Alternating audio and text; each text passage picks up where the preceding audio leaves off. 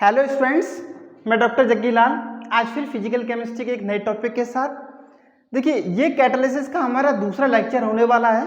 पहले लेक्चर में हमने आपको क्या बताया था, कैटालिसिस क्या होता है, कैटालिसिस क्या होती है और कैटालिसिस के कितने प्रकार होते हैं। ठीक है, आज के लेक्चर में हम डिस्कस करने वाले हैं characteristics of catalytic reactions, how it works, catalyst कैसे वर्क करता है और कैटालिस्ट के एप्लीकेशंस। ठीक है, तो चलिए आइए स्टार्ट करते हैं। देखिए, general characteristics of catalytic reaction, catalytic reactions के जनरल कैरेक्टरिस्टिक्स। ठीक है, तो देखिए पहला, the catalyst remains unchanged in amount and chemical composition at the end of the reaction, however it may undergo some physical changes. ठीक है, तो देखिए जैसा कि हमने आपको पहले बताया था, जो हमारा कैटलिस्ट है, जब हमारी रिएक्शन हो जाएगी तो जब हम कैटलिस्ट को देखेंगे, ठीक है, तो कैटलिस्ट को रिकवर करेंगे तो उस समय क्या होता है, कैटलिस्ट की जो अमाउंट है वो उसमें कोई चेंज नहीं होता है। हाँ, बहुत थोड़ा सा चेंज हो सकता है, ऐसा नहीं है कि जो बहुत ज़्यादा चेंज हो। जैसे मान लो अगर हमने 1 ग्राम लिया है तो हमको पता चला 0.1 ग्राम ही मिले। ठीक है, ऐसा नहीं है। ठीक है, थोड़ा बहुत चेंज हो सकता है, बहुत थोड़ा सा। ठीक है, नेग्लिजिबल जिसको कहेंगे। और दूसरा जो है क्या होता है, फिजिकल और उसका जो केमिकल स्ट्रक्चर होता है, ठीक है, जैसी उसकी केमिकल स्ट्रक्चर है वैसी ही रहेगी, ना उसमें कोई नया बॉन्ड बनेगा और ना कोई उसमें नया बॉन्ड ब्रेक होगा। ठीक है, जैसा था वही उसकी केमिकल कंपोजिशन, केमिकल स्ट्रक्चर रहेगी। ठीक है, और इट में अंडरगो सम फिजिकल चेंज, लेकिन उसमें कुछ फिजिकल चेंज हो सकता है। ठीक है, फिजिकल चेंज हो सकता है और नहीं भी हो सकता है। ठीक है, तो देखिए इसका एग्जाम्पल, पोटेशियम क्लोराइड को हमने क्या किया, इसका ऑक्सीडेशन किया पोटेशियम क्लोराइड का, किससे, MnO2 मैग्नीज डाइऑक्साइड के साथ में। ठीक है, तो हमको क्या मिलता है, 2 KCl मिलता है, 3 O2 मिलता है और MnO2 मिलता है। तो देखिए जब हमने फ्रेश MnO2 लिया था तो वो कैसा था, ग्रेनुलर फॉर्म में, ग्रेनुलर, ठीक है, दानेदार, ग्रेनुलर मतलब दानेदार था। लेकिन जब हमारी रिएक्शन हो गई तो हमको किस फॉर्म में मिला, वो पाउडर फॉर्म में मिला। ठीक है, तो इस तरह से जो उसकी फिजिकल उसका जो फिजिकल प्रॉपर्टी है, फिजिकल कंपोजिशन है उसका, ठीक है, फिजिकल स्ट्रक्चर है, उसमें चेंज हो सकता है, लेकिन उसका केमिकल कंपोजिशन, केमिकल स्ट्रक्चर और उसकी अमाउंट में किसी भी तरह का चेंज नहीं होने वाला है। ठीक है, नेक्स्ट देखिएगा, only A small quantity of the catalyst is needed. ठीक है, मतलब एक बहुत छोटी अमाउंट हो, एक बहुत छोटी सी अमाउंट में हो कैटालिस्ट तो वो काम कर जाता है। जैसे 1 ग्राम ऑफ कोलोइडल प्लेटिनम, मतलब 1 gram of colloidal platinum in 106 litre, 106 litre में हमने क्या किया, 1 ग्राम कोलोइडल प्लेटिनम को डाल दिया और उसको हमने किसमें यूज किया, H2O2 हाइड्रोजन पेरोक्साइड के डिकम्पोजिशन में। ठीक है, तो देखिए ये देखो ना कितना कम अमाउंट है, 1 ग्राम हमने लिया है 106 लीटर में और वो हमारा क्या करता है कि जो हमारा H2O2 उसको डिकम्पोज कर देता है। ठीक है, नेक्स्ट इसका एग्जांपल है 1 ग्राम ऑफ क्यूप्रिक आयन, 1 ग्राम हमने क्यूप्रिक आयन लिए, कितने में, 109 लीटर में।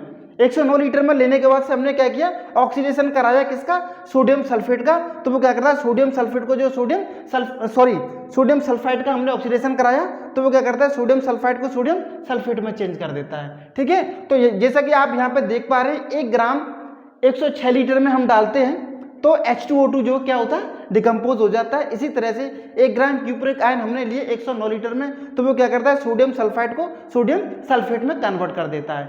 ठीक है, तो कैटलिस्ट की बहुत कम अमाउंट की हमको जरूरत पड़ती है किसी भी रिएक्शन को कैटलाइज कराने के लिए। ठीक है, अब अगला देखते हैं, ये अगला है, the catalyst does not alter the position of equilibrium in a reversible reaction. ठीक है, तो जैसे मान लीजिए अगर कोई रिवर्सिबल रिएक्शन हो रही है तो कैटलिस्ट उसका जो इक्विलिब्रियम का जो पोजीशन है उसमें कोई चेंज नहीं करता, उसको ऑल्टर नहीं करता है। ठीक है, ध्यान रखेंगे। नेक्स्ट है, the catalyst does not initiate the reaction but it can speed up the reaction considerably. ठीक है, तो कैटलिस्ट होता है क्या, किसी भी रिएक्शन को इनिशिएट नहीं करता है। अगर रिएक्शन मान लीजिए बहुत स्लो चल रही है, ठीक है, उसको वो क्या करेगा, स्पीड अप कर देगा, उसकी स्पीड को बढ़ा देगा, उसकी जो रिएक्शन रेट है उसको बढ़ा देगा कंसिडरेबली। ठीक है, कंसिडरेबली का मतलब बहुत ज्यादा बढ़ा देगा उसको।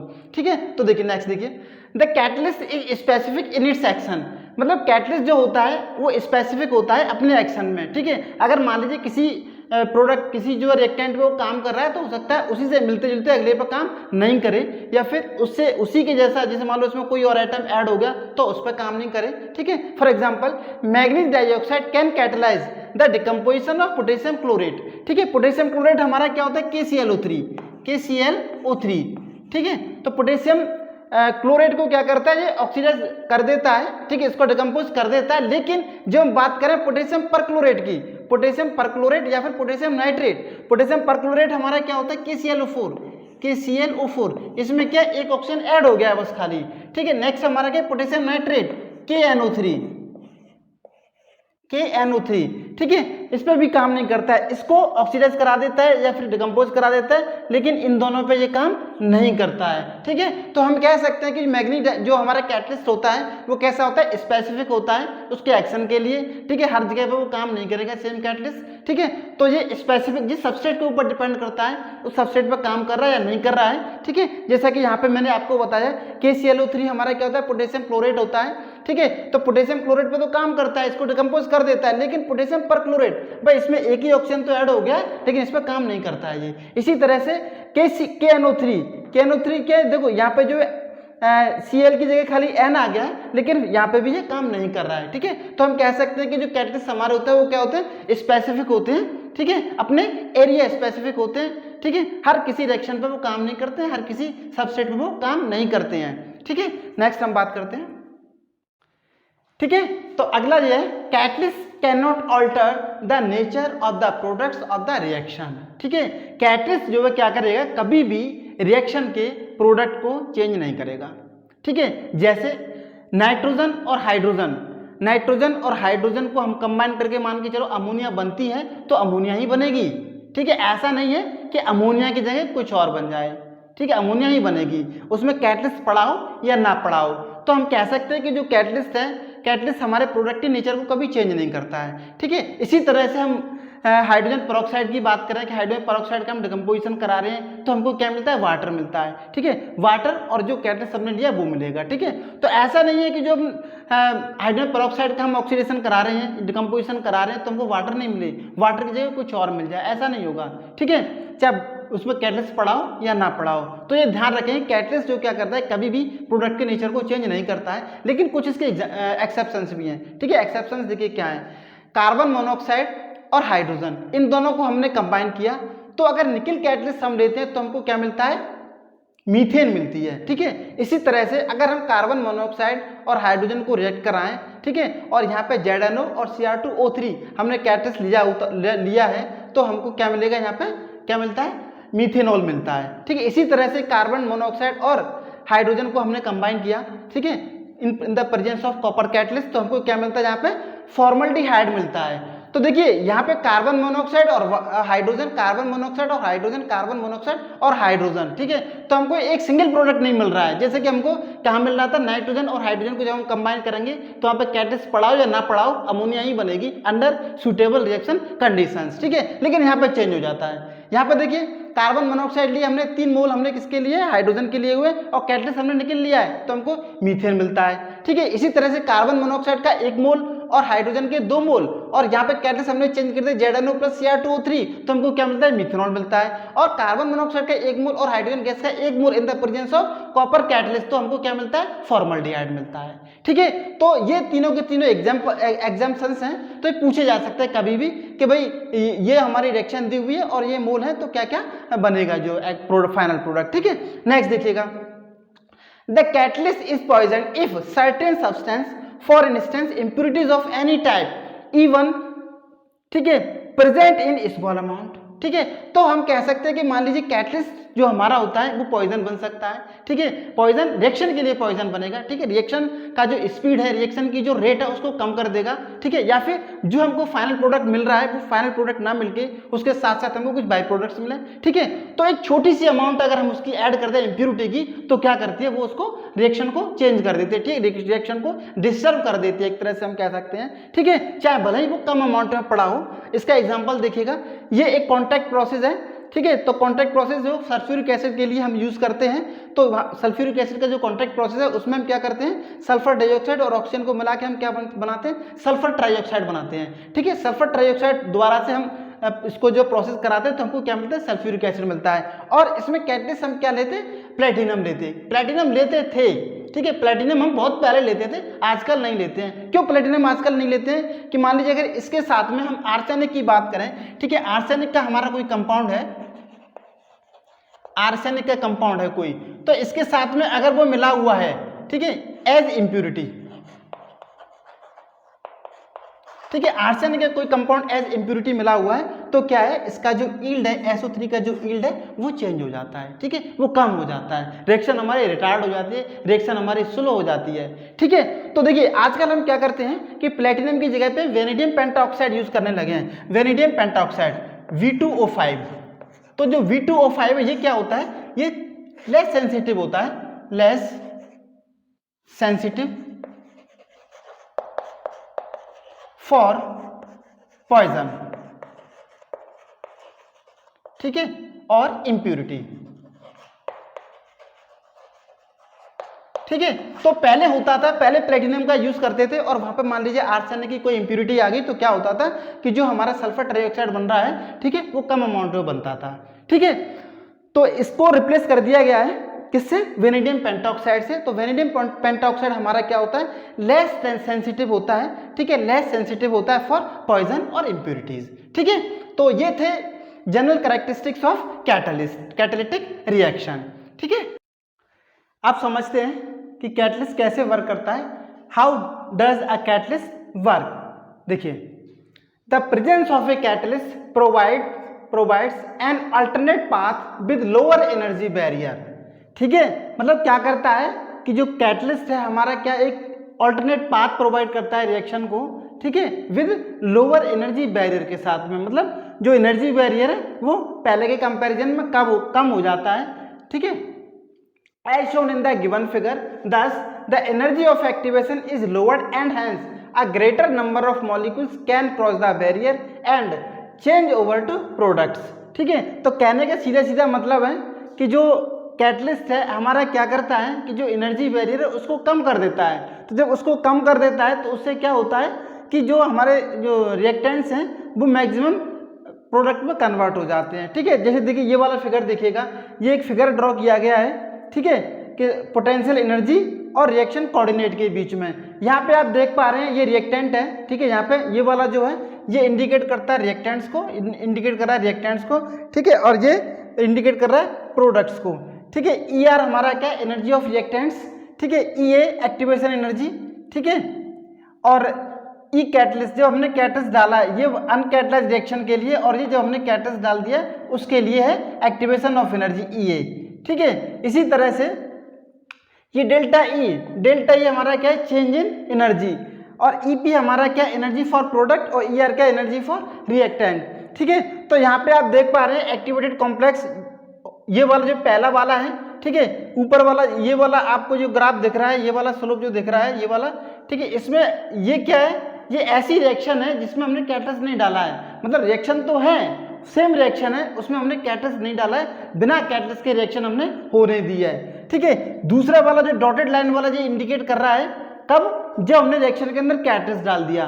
ठीक है, रिएक्शन के अंदर हमने कैटलिस्ट डाल दिया। तो यहाँ पे देख पा रहे हैं आप ये एक्टिवेशन एनर्जी है, कब, जब जो कैटलिस्ट नहीं डाला है रिएक्शन अपने आप हो रही है, ठीक है। और ई कैटलिस्ट, EA फॉर कैटलिस्ट, ये कौन सी एक्टिवेशन एनर्जी है, जब हमने कैटलिस्ट डाल दिया है, ठीक है। तो एक्टिवेटेड कॉम्प्लेक्स जो हमारी रिएक्शन है जिसमें हमने कैटलिस्ट नहीं डाला है उसके लिए बन रहा है यहाँ पे, ठीक है। और दूसरा वाला क्या, जिसमें हमने कैटलिस्ट डाल दिया है तो उसके लिए, ठीक है, एक्टिवेटेड कॉम्प्लेक्स है। तो एक्टिवेटेड कॉम्प्लेक्स ये वाला जो है एक्टिवेटेड कॉम्प्लेक्स इन्वॉल्विंग कैटलिस्ट, इसमें कैटलिस्ट इन्वॉल्व है, ठीक है, और इसमें कैटलिस्ट ऊपर वाले में जो कैटलिस्ट इन्वॉल्व नहीं है, ठीक है।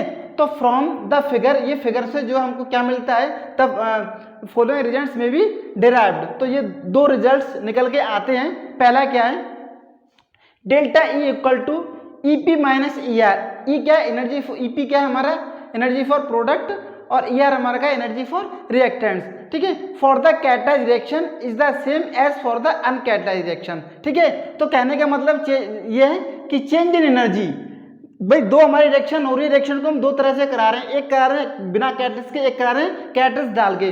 तो चेंज इन एनर्जी जो आता है डेल्टा ई, वो जो है अनकैटलाइज्ड और कैटलाइज्ड दोनों के लिए सेम रहता है। ये डेल्टा ई आप देख रहे हैं कैटलाइज्ड रिएक्शन के लिए, और ये डेल्टा ई क्या है, अनकैटलाइज्ड रिएक्शन के लिए, ठीक है। तो जो चेंज इन एनर्जी है वो दोनों में सेम आता है।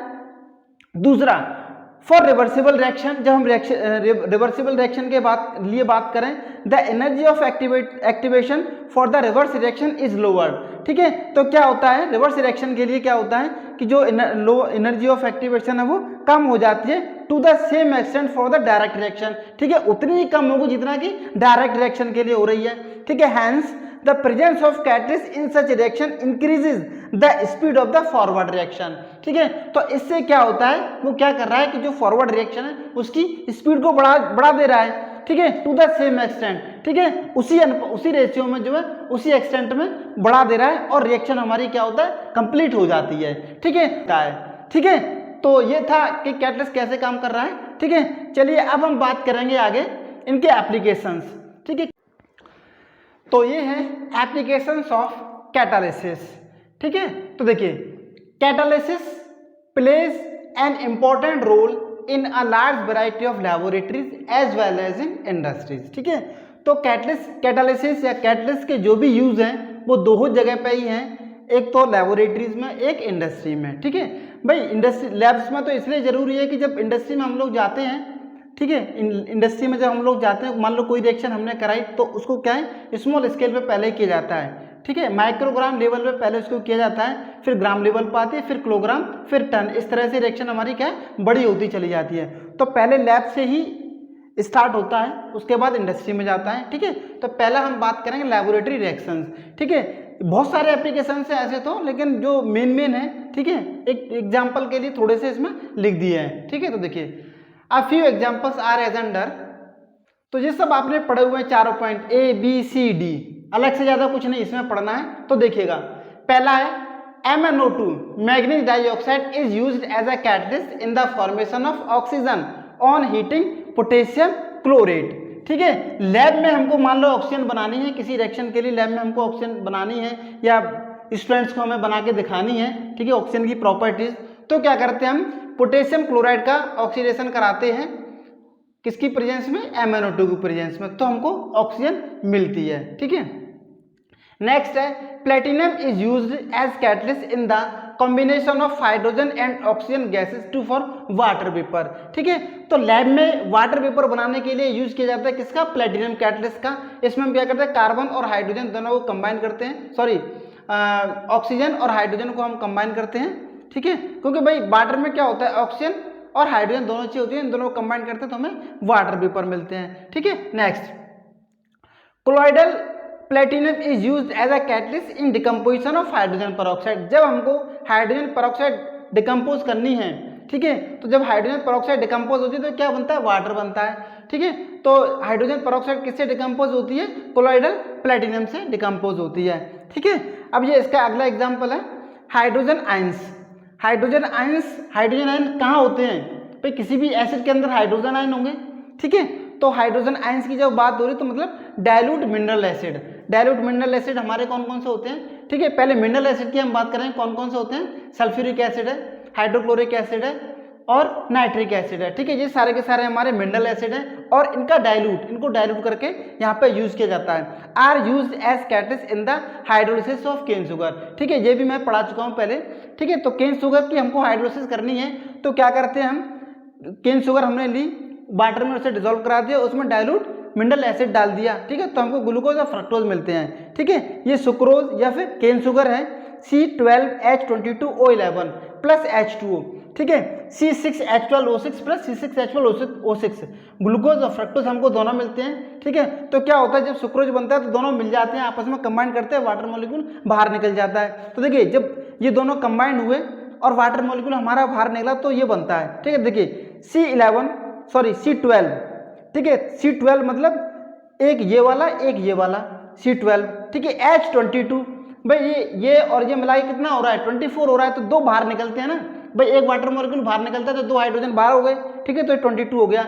एक ऑक्सीजन बाहर निकलता है, यहाँ पे 6 और 6 12 ऑक्सीजन हो गए, लेकिन यहाँ पे 11 है। ठीक है, तो इसलिए एक वाटर मॉलिक्यूल बाहर निकलता है और हम ग्लूकोज फ्रक्टोज जब कंबाइंड हो जाए तो हमको सुक्रोज मिलता है। ठीक है, और सुक्रोज की जब हम एसिड हाइड्रोलिसिस करा देंगे तो हमको क्या मिलता है, ग्लूकोज और फ्रक्टोज दोनों मिल जाते हैं। ठीक है, अब हम बात करेंगे इंडस्ट्रियल रिएक्शंस की। ठीक है, ये है इंडस्ट्रियल रिएक्शंस। ठीक है, some of the important industrial reactions are as under. पहला combination of sulfur dioxide and oxygen, sulfur dioxide and oxygen in the contact process for the manufacturing of sulfuric acid is catalyzed by the platinum deposited on asbestos। ठीक है, तो देखिए ये अलग नहीं है, ये भी अलग नहीं, ये भी आप पढ़ चुके हैं पहले। ठीक है, तो यहाँ पे क्या कहा गया है, यहाँ पे क्या है कि जो प्लेटिनम एस्बेस्टस होता है उसको हम किस में यूज कर सकते हैं, सल्फर ट्राइऑक्साइड बनाने में। ठीक है, सल्फर ट्राइऑक्साइड बनाने में यूज होता है, और इस सल्फर ट्राइऑक्साइड का यूज होता है किसमें, सल्फ्यूरिक एसिड की मैन्युफैक्चरिंग में। ठीक है, तो यहाँ पे प्लेटिनम कैटलिस्ट का यूज होता है। नेक्स्ट है combination of nitrogen and hydrogen to form ammonia. ठीक है, ये हमारा क्या कहलाता है, हाबर प्रोसेस कहलाता है। Is catalysed by iron in the presence of molybdenum. ठीक है, तो ये रिएक्शन हमारी जो है नाइट्रोजन और हाइड्रोजन ये कंबाइन करती हैं किसकी प्रेजेंस में, Fe हमारा आयरन होता है, कैटलिस्ट होता है, सॉरी Fe हमारा क्या कैटलिस्ट होता है, और ये MO हमारा मोलिब्डेनम क्या होता है, प्रमोटर होता है एक तरह से। ठीक है, इसकी एक्टिविटी को बढ़ा देता है, इसकी इफेक्टिवनेस को बढ़ा देता है, और ये अमोनिया हमको मिलती है। नेक्स्ट है oxidation of ammonia to nitric oxide. ठीक है, अमोनिया का ऑक्सीडेशन नाइट्रिक ऑक्साइड में जो कि यूज होती है in the manufacturing of nitric acid. ठीक है, जो कि नाइट्रिक एसिड के मैन्युफैक्चरिंग में यूज होता है। ये किसकी हेल्प से कैटलाइज होता है, प्लेटिनम की हेल्प से कैटलाइज होता है। इस रिएक्शन को कौन कैटलाइज करता है, प्लेटिनम कैटलाइज करता है, और ये प्रोसेस हमारा क्या कहलाता है, ओस्टवाल्ड प्रोसेस कहलाता है। ठीक है, 4NH3 + 5O2 platinum 4NO + 6H2O। ठीक है, तो ये हमारे 3 इंडस्ट्रियल प्रोसेस हैं, और 2-3 और हैं अभी। ठीक है, तो ऐसा नहीं सोचना ये अलग से करना है, अलग से नहीं है, जो आप पढ़ चुके हो पहले से है वही चीज़। ठीक है, उसी चीज़ को एक जगह पर ला दिया है। ठीक है, तो ये सब आपको पता होना चाहिए, हाबर प्रोसेस कौन सा होता है, उसमें कौन सा कैटलिस्ट यूज होता है। ठीक है, और कॉन्टैक्ट प्रोसेस में कौन सा कैटलिस्ट यूज होता है, ओस्टवाल्ड प्रोसेस में कौन सा कैटलिस्ट यूज होता है। ठीक है, और वो किस किस मेथड किस चीज़ को मैन्युफैक्चरिंग करने में, किस केमिकल की मैन्युफैक्चरिंग में काम आते हैं, वो आपको पता होना चाहिए। ठीक है, तो ये 3 एग्जाम्पल और हैं। ठीक है, ये है हमारा hydrogenation of oils to produce vegetable ghee is catalysed by finely divided nickel. ठीक है, तो जो हमारे वेजिटेबल ऑयल्स होते हैं उनको हम कन्वर्ट करते हैं वेजिटेबल घी में। ठीक है, किसकी हेल्प से, निकेल की हेल्प से। निकेल वहाँ पे एज ए कैटलिस्ट काम करता है, और उनका हाइड्रोजनेशन कराते हैं वेजिटेबल ऑयल्स का। ठीक है, अनसैचुरेटेड कंपाउंड्स का, तो हमको क्या मिलता है, सैचुरेटेड कंपाउंड या फिर फैट मिलता है, या फिर वेजिटेबल घी। ठीक है, नेक्स्ट है oxidation of hydrochloric acid gas to chlorine is catalysed by cupric chloride. ठीक है, ये क्या कहलाता है, हमारा डेक्कन प्रोसेस कहलाता है। ठीक है, डेक्कन प्रोसेस कहलाता है। इसमें क्या होता है, हाइड्रोक्लोरिक एसिड गैस को ऑक्सीजन के साथ में हमने क्या किया, ऑक्सीडेशन कराया इन the presence of cupric chloride, तो हमको वाटर मिलता है और क्लोरीन गैस मिलती है। ठीक है, नेक्स्ट है the cracking of kerosene oil is catalysed by certain silicates. ठीक है, तो केरोसिन ऑयल्स होते हैं, उनकी क्रैकिंग हम कैटलाइज कराते हैं किसकी हेल्प से, कुछ सर्टेन सिलिकेट्स की हेल्प से कराते हैं। ठीक है, तो आज के लिए इतना ही। आपको ये वीडियो अच्छा लगा हो तो लाइक करें, शेयर करें। अगर आप मेरे चैनल पर नए हैं तो मेरे चैनल को सब्सक्राइब करें, और हाँ, बगल में दिए हुए बेल आइकन को जरूर दबाएं, ताकि जैसे ही मैं वीडियो अपलोड करूं आपको सबसे पहले मिले। ठीक है, थैंक यू।